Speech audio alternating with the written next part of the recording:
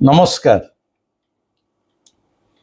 आज जगन्नाथ को नहीं एक अत्यंत रहस्यमय कथा कहबी, अलौकिक कथा कहबी, जहाँ मो निज जीवन रे 1996 मसीह घटी जाइथिला।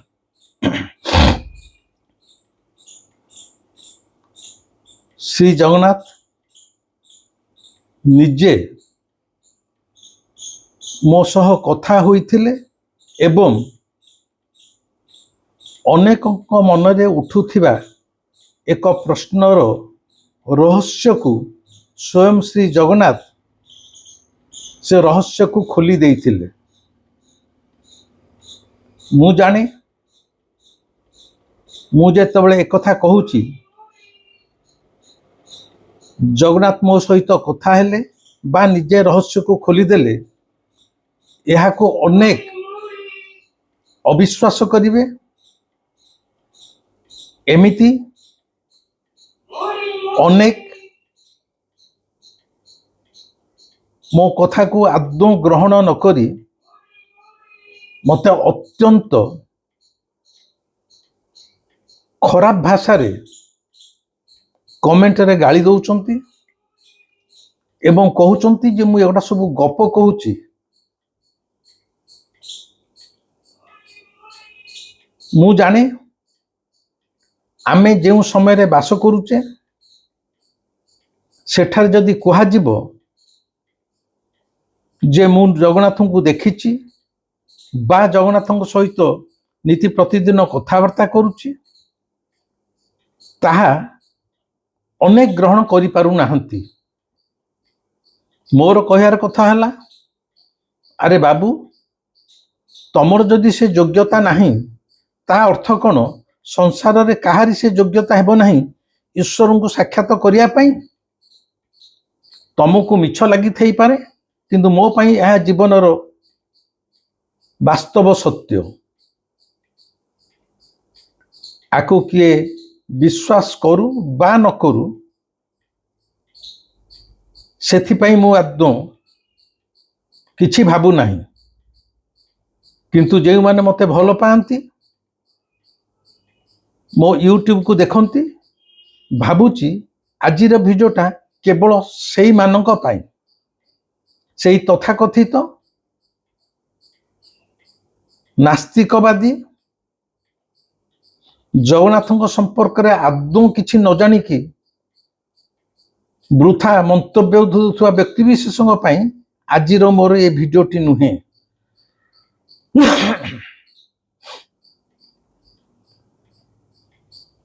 जणे नियमित देखुथिबा मो यूट्यूब रो जणे भाई मते एबे थरे पचारिले, सर जगन्नाथ पोड़ा न होई काईकि पोता हुअंती, एटा कौन सिक्युलारिज्म रो गोटे संदेश? आजिका पिला आजिर संविधान सहित ओतप्रोत भावे जड़ित, सी जगन्नाथ संस्कृति टुकु ए आमर हाथ गढ़ा संविधान भितरे खोजुचंती सिक्युलारिज्म, धर्म निरपेक्षता। सी कहया कथा मुसलमान माने पठाण माने साधारणतः पोता जाती, किंतु आम जगन्नाथ तो हिंदू देवता, सी पोता जाती कहीं? एटा कौन धर्म निरपेक्षता बा तांको भाषा रे सिक्युलारिज्म रो यह एक नीरव संकेत? यही प्रश्न अनेकों मन रे उठे जे जगन्नाथ कहीं पोता हुअंती। यही प्रश्नटा 1996 मसीह रे मध्य विबुध रंजन मन रे मध्य उठिथिला एवं यही प्रश्नर उत्तर आउ केही देई नथिले, स्वयं श्री जगन्नाथ ही मते देइथिले।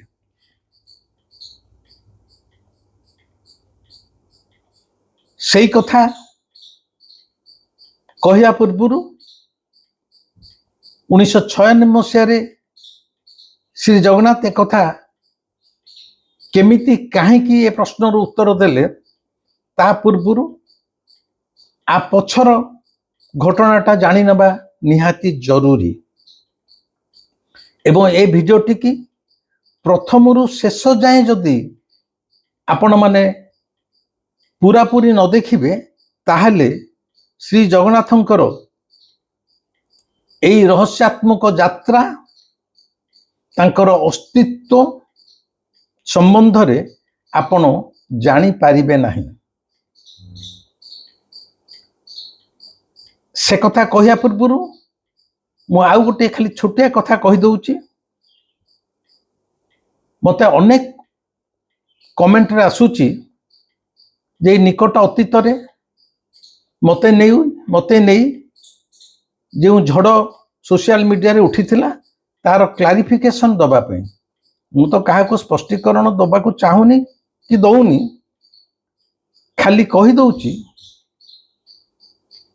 ଯିଏ ଜୀବନରେ ଅତ୍ୟନ୍ତ ଉପାଦେୟ 70ଟି ପୁସ୍ତକ ଲେଖିଦେଇ ପାରିଲା, ସିଏ କ'ଣ ଏଇ ଗୋଟେ ଛୋଟିଆ ପିଲାଙ୍କ ଟୁଆଁ ଟୁଇଁ ଗପ ବହି ଚୋରି କରିବାକୁ ଗଲା? ସିଏ କ'ଣ ଏଇ ଟୁଆଁ ଟୁଇଁ ଗପ ବହିଟିଏ ନିଜେ ଲେଖିପାରିନଥାନ୍ତା?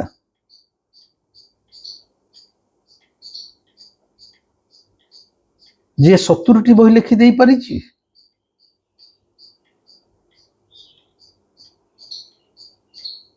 ଏକଥାକୁ ସାଧାରଣ ମଣିଷ କିଛି ଭାବୁନି, ସମସ୍ତଙ୍କ ସାଙ୍ଗରେ ମାତି ଯାଉଛି। ସେ କଥା ଛାଡ଼ନ୍ତୁ, ଚାଲି ଆସିବା ଆଜିର ପ୍ରସଙ୍ଗ। ଶ୍ରୀ ଜଗନ୍ନାଥ ପୋତା ହୁଅନ୍ତି କାହିଁକି ଏବଂ କେଉଁ ପରିସ୍ଥିତିରେ ସେ ମୋ ସହିତ କଥାବାର୍ତ୍ତା କରିଥିଲେ। 1996ରେ ନବକଳେବର ହେଇଥିଲା। ଏଇ ଯେଉଁ 1996ରେ ନବକଳେବର ହେଇଥିଲା, 1996 ମସିହା ପର୍ଯ୍ୟନ୍ତ ଶ୍ରୀ ଜଗନ୍ନାଥଙ୍କ ସମ୍ବନ୍ଧରେ ମୋର ଆଦୌ କୌଣସି ଜ୍ଞାନ ନଥିଲା କହିଲେ ସତ୍ୟର ଅପଳାପ ହେବ ନାହିଁ। କିନ୍ତୁ ଗୋଟାଏ ଦିନ ହଠାତ୍, ଏହା ପୂର୍ବରୁ ବି କହିଦେଉଛି, 1996 ମସିହା ପୂର୍ବରୁ ମୁଁ ପ୍ରାୟ 6 ବର୍ଷ ଧରି ଏକ ବିଶେଷ କାରଣରୁ ଶ୍ରୀମନ୍ଦିରକୁ ଯାଉନଥିଲି। 1996 ମସିହା ନବକଳେବର ହେବା ପାଇଁ ଆଉ ମାତ୍ର ମାସେ ବାକି ଅଛି। ହଠାତ୍ ଗୋଟାଏ ଦିନ ମୋର ଗାଧୁଆ ଘର ଭିତରେ ଗାଧେଇଲା ବେଳେ ଗୋଟେ ଶବ୍ଦ ମୁଁ ସ୍ପଷ୍ଟ ଶୁଣିପାରିଲି। ଜଣେ କେହି କହୁଛି, ତୁ ଏ ନବକଳେବର ସମ୍ବନ୍ଧରେ ଗୋଟେ ବହି ଲେଖିବୁ। ନବକଳେବର ସମ୍ବନ୍ଧରେ ବହି ଲେଖିବୁ ମାନେ, ନବକଳେବର ତ ଜଗନ୍ନାଥଙ୍କର। ନିଜ ବାଥରୁମ ଭିତରେ କେହି ନାହାନ୍ତି, ମୁଁ ଏକା। ହଠାତ୍ ଏ ଶବ୍ଦଟା ସ୍ପଷ୍ଟ ଶୁଭିଲା। ତାହେଲେ ଏଇଟା କିଏ କହିଲା? ନିଶ୍ଚୟ ଜଗନ୍ନାଥ କହିଲେ ବୋଲି ମୁଁ ଭାବିଲି। ନିଜ ମନକୁ ନିଜେ ସନ୍ଦେହ କଲି, ସତରେ କଣ ମୁଁ ଏ ଶବ୍ଦ ଶୁଣିଛି? ସେହିଦିନ ସନ୍ଧ୍ୟାବେଳେ ମୁଁ ଶ୍ରୀମନ୍ଦିରକୁ ଦୀର୍ଘ 6 ବର୍ଷ ପରେ ପ୍ରଥମ ଥର ପାଇଁ ଯାଇଥିଲି। ଶ୍ରୀମନ୍ଦିର ଭିତରେ ଗରୁଡ଼ ସ୍ତମ୍ଭ ପାଖରେ ଶହ ଶହ ଲୋକଙ୍କ ମେଳରେ ଯେତେବେଳେ ଜଗନ୍ନାଥଙ୍କୁ ଚାହିଁ ମୁଁ ମୋ ମନ ଭିତରେ ତାଙ୍କୁ ପଚାରେ ଯେ ନବକଳେବର ଭଳି ଏକ ଗୂଢ଼ ତତ୍ତ୍ୱ ସମ୍ବନ୍ଧରେ ମୁଁ ତ ମୂର୍ଖ, କିଛି ଜାଣିନି, ମୁଁ କ'ଣ ବହି ଲେଖିବି? ଏତେ କୋଳାହଳ ଭିତରେ ମଧ୍ୟ ସେଇ ଗାଧୁଆ ଘର ଭିତରେ ଯେଉଁ ଶବ୍ଦ ଶୁଭିଥିଲା, ଆଉ ଥରେ ସେଇ ଶବ୍ଦଟା ମୋ କାନରେ ଗୁଞ୍ଜରିତ ହେଲା ଯେ ତୁ କେବଳ କଲମ ଧରିବୁ, ମୁଁ ଡାକିବି, ତୁ ଲେଖିବୁ। ଜଗନ୍ନାଥଙ୍କ ଠାରୁ ଏହି ଅଭୟବାଣୀ ଶୁଣି ସେଦିନ ବିବୁଧ ରଞ୍ଜନ ଘରକୁ ଫେରି ଆସିଥିଲା ଏବଂ ସେଇ ଦିନଠାରୁ ଦୀର୍ଘ 17 ଦିନ ପର୍ଯ୍ୟନ୍ତ ମୋତେ କାଳିସି ଲାଗିଲା ଭଳି ମୁଁ ଏକ ବେହୋସ ଅବସ୍ଥାରେ ବା ନିଶାସକ୍ତ ମଣିଷ ଯେମିତି ରହେ ସେଇଭଳି ପ୍ରତିଟି ମୁହୂର୍ତ୍ତରେ ସେ ବହି ଲେଖିବା କାର୍ଯ୍ୟରେ ନିୟୋଜିତ ଥିଲି। ଜଗନ୍ନାଥ କହିଥିଲେ ସିଏ ଡାକିବେ, ସିଏ ତାଙ୍କ କଥା ଅବଶ୍ୟ ରଖିଥିଲେ। ଜଗନ୍ନାଥ ସଂସ୍କୃତି ଆଉ ବିଶେଷ କରି ନବକଳ ଭଳି ଏକ ଗୂଢ଼ ତତ୍ତ୍ୱ ସମ୍ବଳିତ ଏକ ବହି ଲେଖିବା ମୋ ଭଳିଆ ମୂର୍ଖ ପାଇଁ ସମ୍ପୂର୍ଣ୍ଣ ସ୍ୱପ୍ନ ଏବଂ ଅସମ୍ଭବ ଥିଲା। କିନ୍ତୁ ଇଏ କି ଚମତ୍କାରିତା ମୁଁ ଜାଣେ ନାହିଁ। ସତରେ ମୁଁ କଲମ ଧରେ, କୁଆଡୁ କୁଆଡୁ ମନକୁ ମନ ସବୁ ଲେଖି ହେଇଯାଏ। ଗୋଟେ ଅଧ୍ୟାୟ ସରିଲା ପରେ ମୁଁ ଯେତେବେଳେ ସେ ଅଧ୍ୟାୟଟିକି ପୁନର୍ବାର ପଢେ, ମୁଁ ଭାବେ ସତରେ କଣ ମୁଁ ଏଇଟା ଲେଖିଛି? ମୁଁ ତ ଏଗୁଡ଼ା କିଛି ଜାଣିନଥିଲି। ମୁଁ ଯାହା କହୁଛି ମୁଁ ଜାଣୁଛି, ଆପଣମାନଙ୍କୁ ସହଜରେ ଏଇଟା ବିଶ୍ୱାସ ଯୋଗ୍ୟ ହେବ ନାହିଁ, କିନ୍ତୁ ଏହା ହିଁ ଘଟୁଥିଲା ନୀତି ପ୍ରତିଦିନ।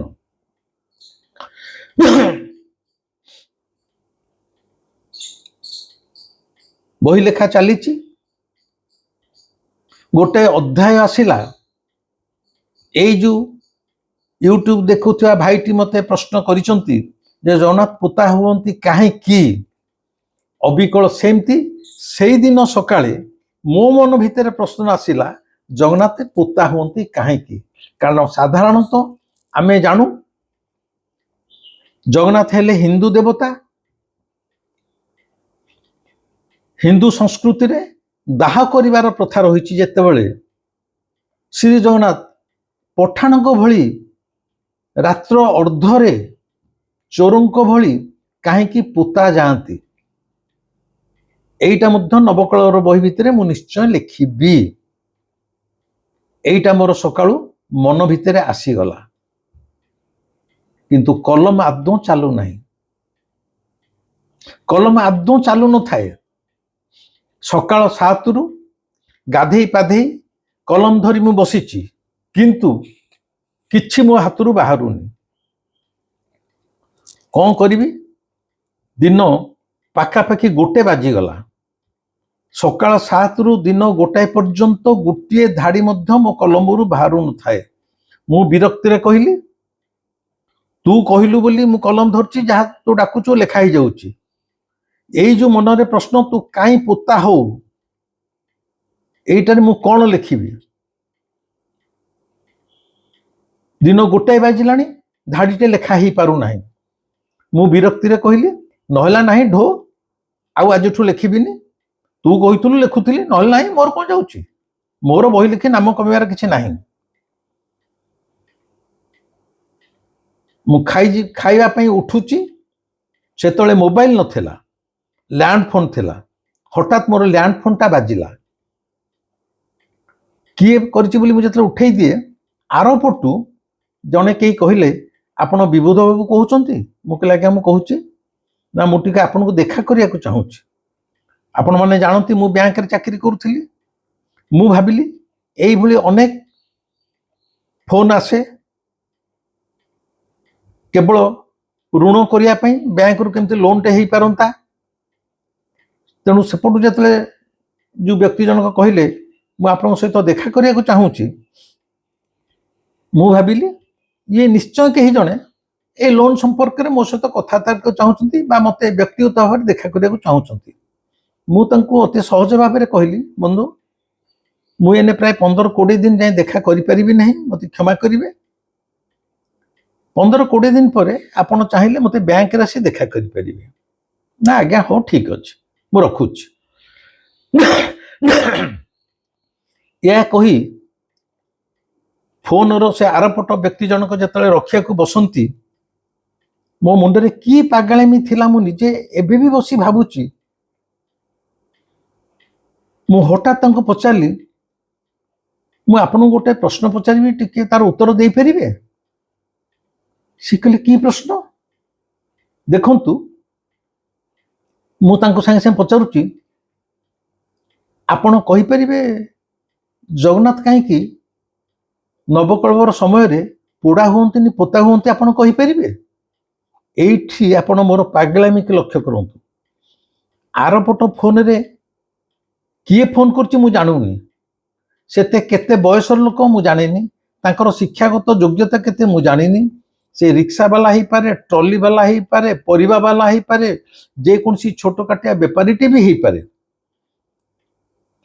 ତାର ଶିକ୍ଷାଗତ ଯୋଗ୍ୟତା କେତେ, ସିଏ କଣ ଜାଣିଛି ମୁଁ କିଛି ଜାଣିନି। କିନ୍ତୁ ହଠାତ୍ ମୋ ପାଟିରୁ ବାହାରି ପଇଲା, ଗୋଟେ ପ୍ରଶ୍ନର ଉତ୍ତର ଦେଇପାରିବେ? ସେ କହିଲେ କ'ଣ?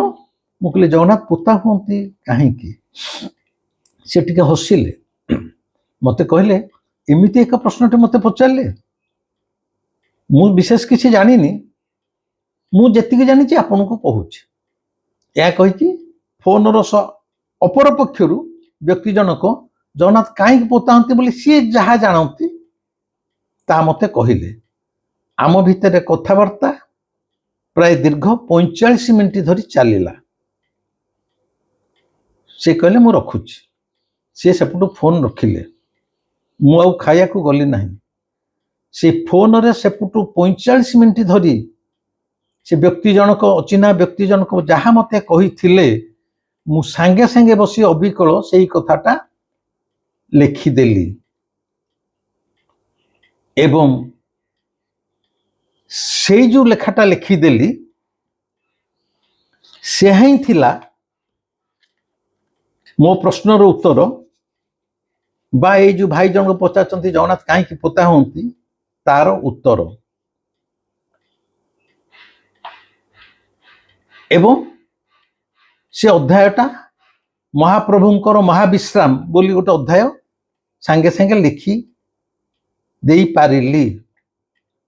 ସେ 45 ମିନିଟ୍ ଫୋନର ଅପର ପକ୍ଷରେ ଯୋଉ ବ୍ୟକ୍ତି ଜଣକ, ମୁଁ ଜାଣେନି ସେ କେତେ ବୟସର ଲୋକ, କି ଯୋଗ୍ୟତା ଅଛି, ଯିଏ ମୋ ସହିତ ଦେଖା କରିବାକୁ ଚାହୁଁଥିଲେ, ଯାହାକୁ ମୁଁ କହିଲି 15-20 ଦିନ ପରେ ବ୍ୟାଙ୍କରେ ଦେଖା କରିବ, ସିଏ ଯୋଉ ଉତ୍ତର ଟିକକ ଦେଇଥିଲେ ସେଇ ଉତ୍ତର ଟିକକ ଥିଲା ଜଗନ୍ନାଥ କାହିଁକି ପୋତା ହୁଅନ୍ତି ରହସ୍ୟର ଉନ୍ମୋଚନ। ଆପଣ ଭାବୁଛନ୍ତି ତ? ମୁଁ ଭାବୁଛି ଜଗନ୍ନାଥ କାହିଁକି ପୋଡ଼ା ହୁଅନ୍ତିନି, ପୋତା ହୁଅନ୍ତି, ଆପଣ ବୋଧ ହୁଏ କୌଣସି ଜଗନ୍ନାଥଙ୍କ ବହିରେ ଲେଖାଯାଇଥିବା ଆଜିକାଲି ବହିରେ ଆଦୌ ପାଇବେ ନାହିଁ। ଏଇଟା ସେଇ ଅଜଣା ବ୍ୟକ୍ତି ଜଣକ ଯେତେବେଳେ ମୁଁ ବିରକ୍ତିରେ ସକାଳ 7ଟାରୁ 1 ବେଳ ଯାଏଁ ଲେଖିପାରୁନି ବୋଲି ବିରକ୍ତିରେ ଉଠି ଯାଉଛି, ଠିକ ସେଇ ସମୟରେ ମୋର ଲ୍ୟାଣ୍ଡ ଫୋନ ବାଜୁଛି ଏବଂ ସେ ବ୍ୟକ୍ତି ଜଣକ ସେପଟୁ ମତେ କହୁଛନ୍ତି।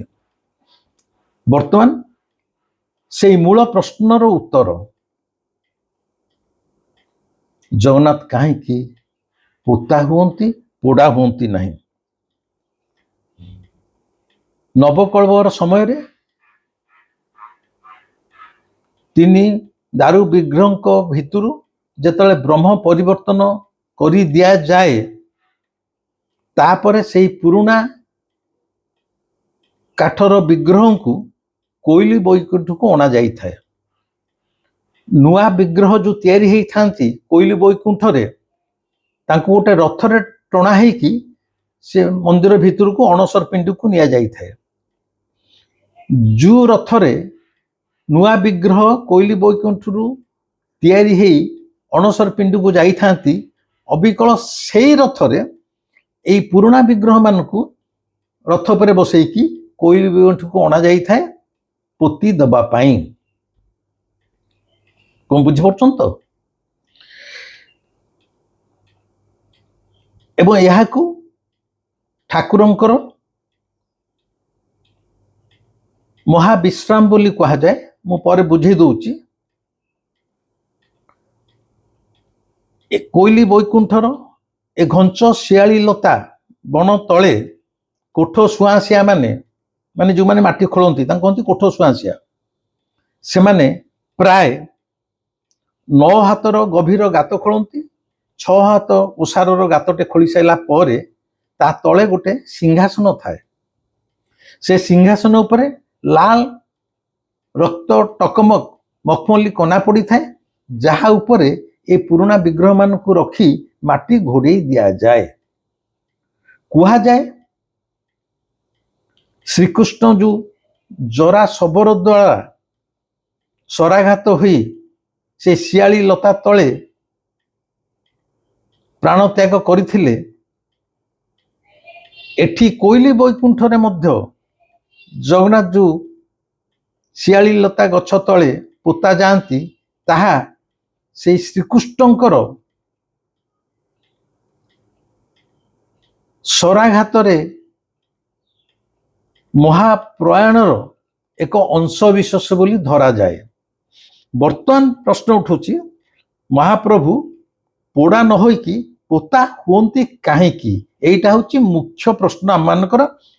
ଶୁଣନ୍ତୁ, ଆପଣମାନଙ୍କର ସବୁଦିନ ପାଇଁ ଏଇ ଧାରଣାଟା ସମ୍ପୂର୍ଣ୍ଣ ବଦଳିଯିବ, ଠିକ ହେଇଯିବ। କାରଣ ମୁଁ ଯାହା କହୁଛି ତାହା ଆପଣ ତଥାକଥିତ ପଣ୍ଡିତ ବା ଶାସ୍ତ୍ରରୁ ପାଇପାରିବେ ନାହିଁ। ପ୍ରଥମରୁ ଆମ୍ଭେମାନେ ଜାଣି ରଖିବା ଉଚିତ ଯେ ହିନ୍ଦୁ ଧର୍ମରେ କେବଳ ଦାହ ସଂସ୍କାରଟା ଏକମାତ୍ର ମାଧ୍ୟମ ନୁହେଁ। ହିନ୍ଦୁ ଶାସ୍ତ୍ରରେ ଯେଉଁମାନେ ମରିଯାଆନ୍ତି ସେମାନେ ଯେ କେବଳ ପୋଡ଼ା ହୁଅନ୍ତି ଏଭଳି ନୁହେଁ। ବିଭିନ୍ନ ପ୍ରକାରର ମାଧ୍ୟମ ରଖାଯାଇଛି ମୃତ ଶବମାନଙ୍କୁ ଦାହ ସଂସ୍କାର କରିବା ପାଇଁ। ଯେମିତି ଆମର ବୃନ୍ଦାବନ ଠାରେ ସାଧାରଣତଃ ମୃତ ଶରୀର ମାନଙ୍କୁ ମାଟି ତଳେ ପୋତି ଦିଆଯାଏ। କାଶୀ ବନାରସରେ ପ୍ରଚଳିତ ଧାରଣା ଅଛି ମୃତ ଶରୀର ମାନଙ୍କୁ ଗାଧୋଇ ପଧେଇ ନୂଆ ବସ୍ତ୍ର ପିନ୍ଧେଇ ତାଙ୍କୁ ଗଙ୍ଗା ନଦୀରେ ଭସେଇ ଦିଆଯାଏ। ପୋଡ଼ା ଯାଏନି କି ପୋତା ଯାଏନି। ବିଶେଷ କରି କାଶୀ ବନାରସରେ ଗୋଟେ ଲୋକ ମରିଗଲା ତାକୁ ଗାଧେଇ ପାଧେଇ ନୂଆ ଲୁଗା ପିନ୍ଧେଇ ଦିଆଯିବ, ପାଣିରେ ଭସେଇ ଦିଆଯିବ ନଦୀରେ। ବୃନ୍ଦାବନରେ ପୋତି ଦିଆଯାଏ। ଆଉ ଆମେ ଦେଖୁ ସାଧାରଣତଃ ସାଧୁ ସନ୍ଥ ମୁନି ଋଷି ମାନେ ଯେତେବେଳେ ଦେହତ୍ୟାଗ କରନ୍ତି ତାଙ୍କୁ ମାଟି ତଳେ ପୋତି ଦିଆଯାଏ। ସାଧୁ ସନ୍ଥ ମାନଙ୍କୁ ପୋଡ଼ା ଯାଏ ନାହିଁ। କାହିଁକି ନା ସେମାନେ ସବୁ ମହାନ ଆତ୍ମା। ଆଉ ଆମ ଜଗନ୍ନାଥ ହେଲେ ପରମାତ୍ମା। ସାଧୁ ସନ୍ଥ ମୁନି ଋଷି ମାନେ ମହାନ ଆତ୍ମା, ଆମ ସ୍ୱୟଂ ଶ୍ରୀ ଜଗନ୍ନାଥ ହେଲେ ପରମାତ୍ମା। ତେଣୁ ଆପଣମାନେ ସମସ୍ତେ ଜାଣନ୍ତି ଗାଁ ଗହଳିରେ ହଉ ବା କୌଣସି ମଠ ବାଡ଼ିରେ ହଉ ଯେତେବେଳେ କୌଣସି ସାଧୁ ସନ୍ଥ ମରିଯାଆନ୍ତି ତାଙ୍କୁ ମାଟି ତଳେ ପୋତି ଦିଆଯାଏ। ଅବିକଳ ସେମିତି ଶ୍ରୀ ଜଗନ୍ନାଥ ଯେହେତୁ ମହାତ୍ମାଙ୍କ ଠାରୁ ଉପରେ ପରମାତ୍ମା ତାଙ୍କୁ ମଧ୍ୟ ପୋତି ଦିଆଯାଏ। ଆ ସହିତ ପଠାଣ ସଂସ୍କୃତିର କୌଣସି ସମ୍ପର୍କ ନାହିଁ। ଯେହେତୁ ହିନ୍ଦୁ ଶାସ୍ତ୍ର ଅନୁସାରେ ଗୋଟେ ମୃତ ଶରୀରକୁ ବିସର୍ଜନ କରିବାର ବିଭିନ୍ନ ମାଧ୍ୟମ ଅଛି। କେଉଁଠାରେ ମାଟି ତଳେ ପୋତି ଦିଆଯାଏ, କେଉଁଠାରେ ଦାହ କରାଯାଏ, କେଉଁଠାରେ ନଦୀରେ ମଧ୍ୟ ଭସେଇ ଦିଆଯାଏ। ଏବଂ ଏଇ ଯୋଉ ସାଧୁ ସନ୍ଥ ମାନେ ଚାଲି ଯାଆନ୍ତି ସଂସାରରୁ, କୁହାଯାଏ ନା ଯେ ସିଏ ମରିଗଲେ ବୋଲି, ବରଂ କୁହାଯାଏ ଏମାନେ ସବୁ ଦେହ ରକ୍ଷା କରନ୍ତି। କାହିଁ ଦେହ ରକ୍ଷା କରନ୍ତି ନା ଏଇ ସବୁ ଯୋଉ ସାଧୁ ସନ୍ଥ ମାନେ ବହୁତ ସମୟରେ ଅତ୍ୟନ୍ତ ଉଚ୍ଚ କୋଟିର ସାଧକ ମାନେ ନିଜ ସ୍ୱ ଇଚ୍ଛାରେ ଦେହ ରକ୍ଷା କରିଥାନ୍ତି। ଯେମିତି ଆପଣମାନେ ଯଦି ପୁରୀ ଆସିବେ ଲୋକନାଥ ରୋଡ ପଟେ ଲଙ୍ଗୁଳି ବାବାଙ୍କର ଆଶ୍ରମ ପଡ଼ିବ। ଲଙ୍ଗୁଳି ବାବା ସରକାରୀ ନଥିପତ୍ର କୁହେ ସେ 300 ବର୍ଷ ବଞ୍ଚିଥିଲେ, କିନ୍ତୁ ସାଧାରଣ ଲୋକମାନେ ଜାଣନ୍ତି ସେ ପ୍ରାୟ 600-700 ବର୍ଷ ବଞ୍ଚିଥିଲେ ଏବଂ ଏଇ ପୁରୀରେ ସେ ଦେହ ରକ୍ଷା କରିଥିଲେ। ଏବେ ବି ମଧ୍ୟ ଲୋକନାଥ ରୋଡରେ ଅଦ୍ୱୈତ ବ୍ରହ୍ମ ଆଶ୍ରମ ଅଛି, ତାଙ୍କୁ ତୋତାପୁରୀ କୁହାଯାଏ, ତୋତାପୁରୀ ଆଶ୍ରମ। ଏଇ ଲଙ୍ଗୁଳି ବାବା ବା ତୋତାପୁରୀ ସ୍ୱ ଇଚ୍ଛାରେ ଦେହ ରକ୍ଷା କରିଥିଲେ। ସ୍ୱ ଇଚ୍ଛାରେ ମାନେ ମାଟି ଖୋଳା ହେଲା, ସେ ତା ତଳେ ବସିଲେ ଏବଂ ନିର୍ଦ୍ଦେଶ ଦେଲା ପରେ ତାଙ୍କ ଉପରେ ମାଟି ଘୋଡ଼େଇ ଦିଆଯାଇଥିଲା। ତେଣୁ ଏମାନେ ସବୁ ସ୍ୱ ଇଚ୍ଛାରେ ଦେହ ତ୍ୟାଗ କରନ୍ତି। ଆମ ଶ୍ରୀ ଜଗନ୍ନାଥ ମଧ୍ୟ ସ୍ୱ ଇଚ୍ଛାରେ ନୂତନ ବିଗ୍ରହ ବା ନୂତନ ଶରୀର ଧାରଣ କରିଥାନ୍ତି। ପ୍ରତି 19 ବର୍ଷରେ ଥରେ, ଯାହାକୁ ଆମେ ନବକଳେବର ବୋଲି କହୁ। ପ୍ରକୃତରେ ଲୋକାଚାର ଦୃଷ୍ଟିରେ ଏହା ମୃତ୍ୟୁ ବୋଲି ଲୋକ କହୁଥିଲେ ମଧ୍ୟ ଏହା ପ୍ରକୃତରେ ମୃତ୍ୟୁ ନୁହେଁ, ବରଂ ଏହା ହେଉଛି ଶ୍ରୀ ଜଗନ୍ନାଥଙ୍କର ନିତ୍ୟ ଗୋଲୋକ ଲୀଳା। ଏଇ ଯୋଉ 19 ବର୍ଷରେ ସେ ଦେହ ତ୍ୟାଗ କରନ୍ତି, ପୋତା ହେଇଯାଆନ୍ତି, ଏହା କେବଳ ଲୋକାଚାର ଦୃଷ୍ଟିରେ ଆମମାନଙ୍କୁ ଗୋଟେ ସନ୍ଦେଶ ଦେବା ପାଇଁ ଯେ ମୁଁ ଦେବତା ହେଇକି ଠାକୁର ହେଇକି ମଧ୍ୟ ମୋର ଯେତେବେଳେ ମୃତ୍ୟୁ ଅଛି, ତେଣୁ ତୁ ଯୋଉ ମଣିଷ ତୋର ବି ମୃତ୍ୟୁ ଅଛି, ତେଣୁ ମୃତ୍ୟୁକୁ ଆଦୌ ଭୟ କରିବାର ନାହିଁ। ମୁଁ ଯେତେବେଳେ ମରୁଛି ତୁ ବି ଦିନେ ନା ଦିନେ ମରିଯାଇପାରିବୁ। ଏଇଟା ଥିଲା ନବକଳେବରର ସନ୍ଦେଶ। କିନ୍ତୁ ପ୍ରକୃତରେ ଠାକୁରଙ୍କର ମୃତ୍ୟୁ ନୁହେଁ, ଏଇଟା ହଉଛି ଠାକୁରଙ୍କର ନିତ୍ୟ ଗୋଲକ ଲୀଳା। ଜଗନ୍ନାଥଙ୍କର ସମସ୍ତ ଜୀବନଚର୍ଯ୍ୟା କାର୍ଯ୍ୟକୁ ଆମେ ଲୀଳା କହିଥାଉ। ଏଟା ଜଗନ୍ନାଥଙ୍କର ଲୀଳା କହିଥାଉ। ଯେମିତି ଆମେ ଦେଖିଛୁ ଦ୍ୱାପର ଯୁଗରେ ଗୋପୀମାନଙ୍କ ସଙ୍ଗରେ ତାହା ଥିଲା ଗୋପ ଲୀଳା, ତାକୁ କୁହାଯାଏ। ଗୋପୀମାନଙ୍କ ସାଙ୍ଗରେ ସେ ଯାହା ଲୀଳା ଖେଳା କରିଥିଲେ ତାକୁ କୁହାଯାଏ ଗୋପ ଲୀଳା। ଶିଶୁ ଅବସ୍ଥାରେ ବାଲ୍ୟ ଅବସ୍ଥାରେ କୁହାଯାଉଥିଲା ବାଲ୍ୟ ଲୀଳା। ଠିକ ସେମିତି ସ୍ନାନ ପୂର୍ଣ୍ଣିମାରେ ଠାକୁରଙ୍କୁ ଯୋଉ ଜ୍ୱର ହୁଏ ବୋଲି ଆମେ କହୁ, 15 ଦିନ ସେ ଅଣସର ପିଣ୍ଡିରେ ପଡନ୍ତି, ତାକୁ କୁହାଯାଏ ଅଣବସର ଲୀଳା। ଯାହା ସବୁ ଗୋପନୀୟ କାମ ଠାକୁରଙ୍କର ଜଗନ୍ନାଥଙ୍କୁ କୁହାଯାଏ ଲୀଳା। ଏଇ ଯୋଉ 108 ଗରା ପାଣିରେ ଗାଧେଇଲା ପରେ ଠାକୁର 15 ଦିନ ଜ୍ୱରରେ ପଡନ୍ତି, ଲୋକାଚାର ଦୃଷ୍ଟିରୁ ଆମେ ଜାଣୁ ସେଟା ଜ୍ୱରରେ ପଡନ୍ତି, କିନ୍ତୁ ତା ଭିତରେ ଗୋଟେ ଗୋପନ ଲୀଳା ସେ କରିଥାନ୍ତି, ତାହା ହେଲା ଅଣବସର ଲୀଳା। ତାକୁ କୁହନ୍ତି ଅଣବସର ଲୀଳା।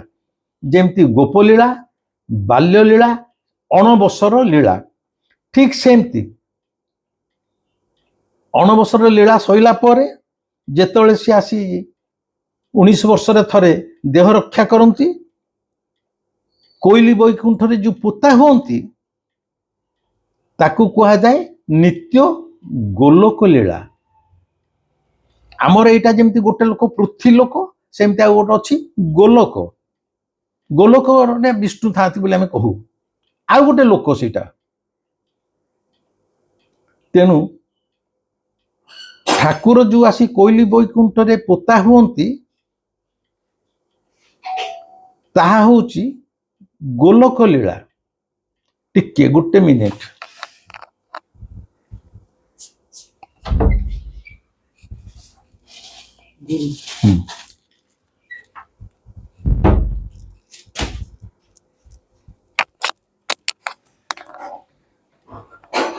ଟିକେ ସେ ଗୋଟେ ପୋଷ୍ଟମ୍ୟାନ ଡାକିଲା ତ ମୁଁ ଚାଲି ଯାଇଥିଲି। ତାହା ହଉଛି ନିତ୍ୟ ଗୋଲକ ଲୀଳା। ଏଠି ଠାକୁର ମରୁନାହାନ୍ତି କି ପୋତା ହେଲେ ବୋଲି ମୃତ୍ୟୁ ହଉନି ତାଙ୍କର। ଇଏ ଆଉ ଗୋଟେ ଲୀଳାକୁ, ଅଣବସର ଲୀଳାଳୁ ଇଏ ଗୋଲକ ଲୀଳାକୁ ସ୍ଥାନାନ୍ତରିତ ହେଇଯାଆନ୍ତି। ଏଇ ଯୋଉ ନିତ୍ୟ ଗୋଲକ ଲୀଳା, ଇଏ ହଉଛି ଜଗନ୍ନାଥଙ୍କର ମହାବିଶ୍ରାମ। এইটা হচ্ছে জগন্নাথଙ୍କର ମହାବିଶ୍ରାମ। ଏବଂ ଏଇ ଯୋଉ ପୋତା ହେବାଟା, ଆ ସହିତ ପଠାଣ ସଂସ୍କୃତିର କୌଣସି ସମ୍ପର୍କ ନାହିଁ। ଜଗନ୍ନାଥଙ୍କର ବିଭିନ୍ନ ଲୀଳା ଭିତରୁ ଏହା ମଧ୍ୟ ହେଉଛି ଏକ ଅନ୍ୟତମ ଲୀଳା।